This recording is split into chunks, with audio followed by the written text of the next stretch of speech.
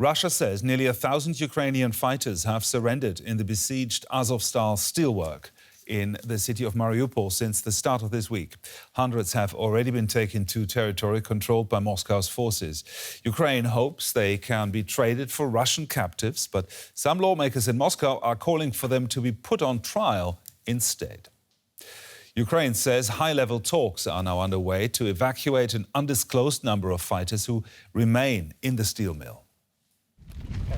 There are fears the Ukrainian fighters who defended the Azovstal plant in Mariupol could face rough justice from Moscow. Russian TV showed defeated troops being led away from the sprawling steel plant. Russia says they'll be treated according to international norms, but there have been calls to designate the feared Azov Regiment a terrorist organisation. A Russian lawmaker taking part in peace talks with Kyiv said Russia should consider the death penalty for the Azov Regiment. They do not deserve to live after the monstrous crimes against humanity that they have committed and that are committed continuously against our prisoners. Ukraine officials remain hopeful their soldiers can be exchanged for Russian prisoners of war. From our side, we can say that the negotiation process is ongoing and that the rescue operation itself is also ongoing. There has also been some unprecedented criticism of the war from unexpected quarters. The main problem with our military and political position is that we are in full geopolitical isolation and that, however much we hate to admit it, virtually the entire world is against us. And that's a situation we need to get out of. The Mariupol victory marks a rare win for Russia's military in its 3-month invasion of Ukraine. But it could be short-lived. Finland and Sweden have made a joint application to join NATO, a further setback to Moscow's ambitions to contain the expansion of the bloc. And we can now speak to our correspondent Fanny Fachar in Kyiv. Fanny, Moscow claims that 959 fighters have now surrendered from the steelworks. Fears are growing for their safety. Where you are in Kyiv, what are people hoping there for an immediate prisoner swap? Well, Gerhard, we do not even know if that number is true, that nearly 1,000 soldiers have surrendered, because the number that Ukraine operates with is lower. They say nearly 700 soldiers have surrendered. But regardless of how many, of course, the question is the same here in Ukraine, whether there's going to be an immediate prisoner swap. Actually, people are wondering whether there's going to be a prisoner swap at all if they listen to the discourse unfolding there in Russia, which was also in the report. There is one lawmaker who says these people deserve to die, they deserve to be executed. Others say they need to be tried at a court. So we do not really know what's going to happen to them, but at the same time here, Ukrainian officials say that at least those wounded soldiers who are in critical condition, they should be swapped once they are stable. So it seems like even Ukraine on the official level is trying to reduce their hope, even though this is obviously not something they want to tell in public if that's the case, because you want to make sure that the moral and the spirit remains up here in Ukraine among people, but also among the soldiers while this war is raging on. Well, Fanny, there are still soldiers left in the steelworks there. What's going to happen to them? That's a really good question. I don't want to be that soldier that would have to think about this question. Do you want to surrender and hover basically between life and death, not knowing whether you are going to be swapped against a Russian soldier? Or do you want to remain inside that steel plant where conditions are really rough? So hovering between death and life while staying inside. It's a really difficult decision, not knowing really what is going to happen to your life. As a result, we do not know whether, and we do not even know how many people are still inside, whether they're going to surrender or not. However, the Kremlin claims everyone who surrenders is going to be treated according to international law. But that's exactly what people do not want to believe. After all, Russia is the aggressor. They have attacked Ukraine. So people really have a hard time trusting Russia and believing that the people who surrender are going to basically get out of this situation in a way that's safe for them and even be returned to Ukrainian-controlled territory. Funny, Russia says it has now taken full control of Mariupol. How much of a blow is this for the Ukrainian war effort? Well, some Ukrainians say it's actually a blow to Russian forces because it took more than 80 days that they finally have control over the Azovstal steel plant, as it seems that this is now completely over. Well, Russia says that basically this is a very important step ahead. So they try to increase the morale there among Russian soldiers, saying that this is very symbolic. After all, Mariupol, there was heavy fighting around this city already 8 years ago when the war in the Donbas region began in 2014. So to them, this is something where they would like to sell a victory finally, in a way, in Russia back at home. Because after all, their assault on Kyiv in the northern part of Ukraine, but also in the Kharkiv region, didn't succeed, even though they control still some parts of Kharkiv. So Russia is going to sell this as a win, while Ukraine is trying to look at this. These are heroes they were holding out for quite some time. Our correspondent, Fanny Fachar, reporting from Kyiv there. Thank you, Fanny. Now, from on the Russian perspective on this war in Ukraine, our exiled Moscow correspondent, Emily Sherman, is now joining me here in Berlin in the studio. Emily, Russia said nearly 1,000 soldiers have surrendered. What will happen to them? Well, there were reports yesterday that they were, the soldiers that surrendered yesterday were brought to a prison in the Donetsk People's Republic. That's one of the regions that's been for a long time now under the control of Russian-backed separatists.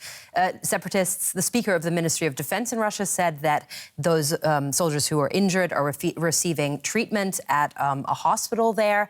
In the long term, though, it's unclear because, as Fanny was saying, the Kremlin's spokesperson has said that the soldiers who do surrender will be treated according to international standards. But this whole surrender has caused a huge discussion in Russia. The General Prosecutor's Office there has asked for the Azov battalion, who took part in the defense of the Azovstal steel plant, to be added to a list of terrorist organizations in Russia. There's a hearing on that decision that is scheduled to take place next week, so they could be declared terrorists next week.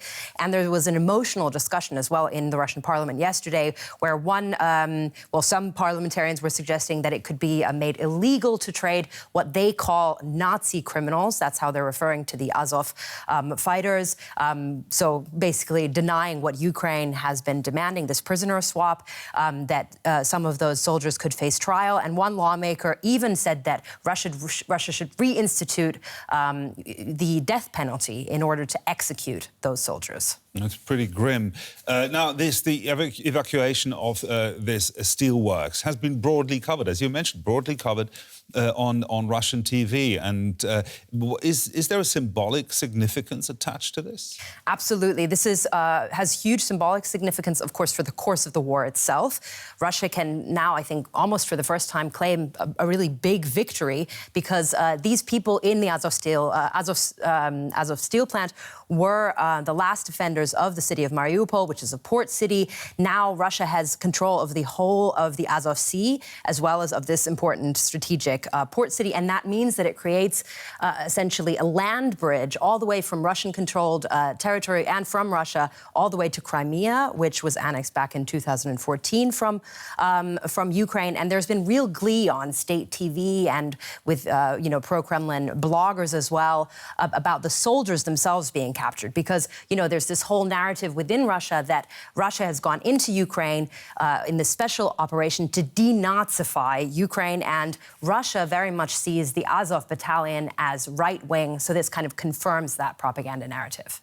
You mentioned the reporting in Russia of this. Now, a former senior Russian colonel had offered some rare public criticism on Russian TV of the military operation, the war in Ukraine. And he spoke of the international isolation that Russia finds itself in. Will Russia ever get out of that? I mean, it seems unlikely, judging both from the reaction of the international community with these unprecedented sanctions, with Russia being kicked out of organizations and conferences, international ones. And Russia itself is almost leaning into that. Yesterday, the foreign ministry in Russia said that Russia should consider leaving the World Trade Organization and the World Health Organization as well. So, there's this long-term narrative within Russia that Russia is under siege, surrounded by enemies, and it's almost as if the country is kind of preempting the international community, kicking them out of more organizations, and wants to leave itself. Thank you very much, Emily Sherman. Soldiers in Ukraine's second-largest city, Kharkiv, repelled a Russian attempt to take the city. The fighters who fought to protect it are being hailed as heroes. But so too are the volunteers who headed out to the front line without arms or training to rescue civilians trapped during the heaviest fighting. DW reporter Amir Asif visited one volunteer in a hospital in Lviv. Waking up from a nightmare. After 2 months of operations, Serhiy Ivanchuk is recovering from his wounds. After the war broke out, he volunteered to evacuate civilians from the besieged city of Kharkiv in his own car. He estimates he took about 70 people to safety, not counting their pets. Despite his perennial smile, he was in a constant state of fear. One night, his fears came true. Everything we see on TikTok or in the movies, it's not like that in real life. It's scary, and you don't know what to do. Medical workers around 8 p.m. to drive them out of the city. Not long after, they heard gunfire. When I turned left, the driver's side was exposed, and that's when I felt the first bullet hit my leg. The second shot tore off my finger. I really saw that moment. I couldn't believe it was real. It was like a nightmare. I felt another bullet in my back, and I felt I was starting to fall asleep. And I said, I think I've been shot in the back. And the thing which saved my life is that I was ferrying people from a clinic, Sergei and Victoria. And Victoria closed the hole in my lung, because if not, I'd have taken a few more breaths. My lung would have collapsed, and that would have been the end. With 5 bullet wounds in his body, Serhiy drove another half a kilometer to the nearest Ukrainian checkpoint. Soldiers rushed him to the hospital. It's amazing that no one else in the car was injured. Not at all. One man was grazed by a bullet which tore his jeans. But that was it. Not even the cats were hurt. 30 bullets hit the car. 5 hit me, another 25 totally missed. No one could believe it. Even the soldiers said, "What? You survived?"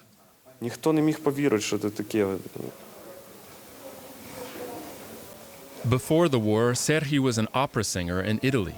He could have stayed there, but something called him home. If not me, then who? That's what the volunteers say. If not me, then who? And some politicians trying to change things say it as well.